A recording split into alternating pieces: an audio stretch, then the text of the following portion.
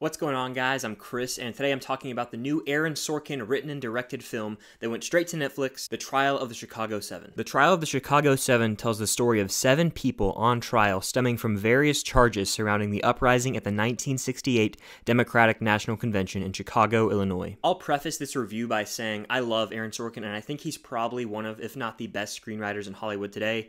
He wrote and won the Oscar for The Social Network. He co-wrote Moneyball. He wrote A Few Good Men. Going into this, it was one of my more anticipated films of the year, because anytime Aaron Sorkin's name is attached to something, I'm going to be excited. And it's based on a true story. You've got an all-star cast starring Sacha Baron Cohen, Mark Rylance, Joseph Gordon-Levitt, Eddie Redmayne, just to name a few. So did my expectations get delivered on?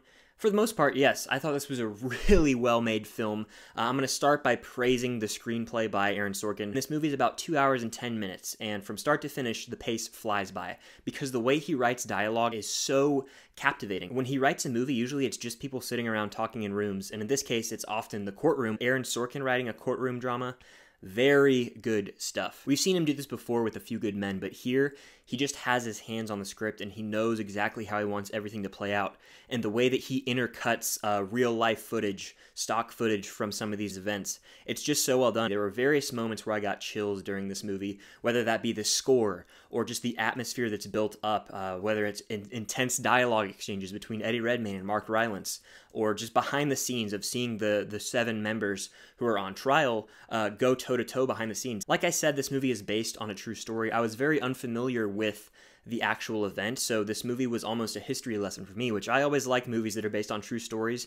When I don't know what it's about, it almost informs me, it makes me more cultured. It really hit me in the chest. It made me look at this movie and apply that to the current state that our country's in, because it's a very relevant and topical film. The performances were great, but I think the standout performance for me was probably Sacha Baron Cohen and Eddie Redmayne. The two of them are just so great. The trailer and then the first few minutes of the movie, I was kind of irritated by Eddie Redmayne's accent. I was like, all right, I don't really know if this works for me, but I kind of just got used to it after about 10 minutes, so that wasn't an issue. Sacha Baron Cohen and Jeremy Strong have really great chemistry, and they have a few moments of comedy. There were like comic relief moments definitely throughout this movie, and I was like, thank you, Aaron Sorkin, because it was really getting intense all up in the courtroom drama. While I really did enjoy this movie, and it's one of the best written of the year, I wouldn't say that it's Sorkin's best. I would say that when it comes to screenplays, The Social Network and Moneyball are like top tier, even A Few Good Men.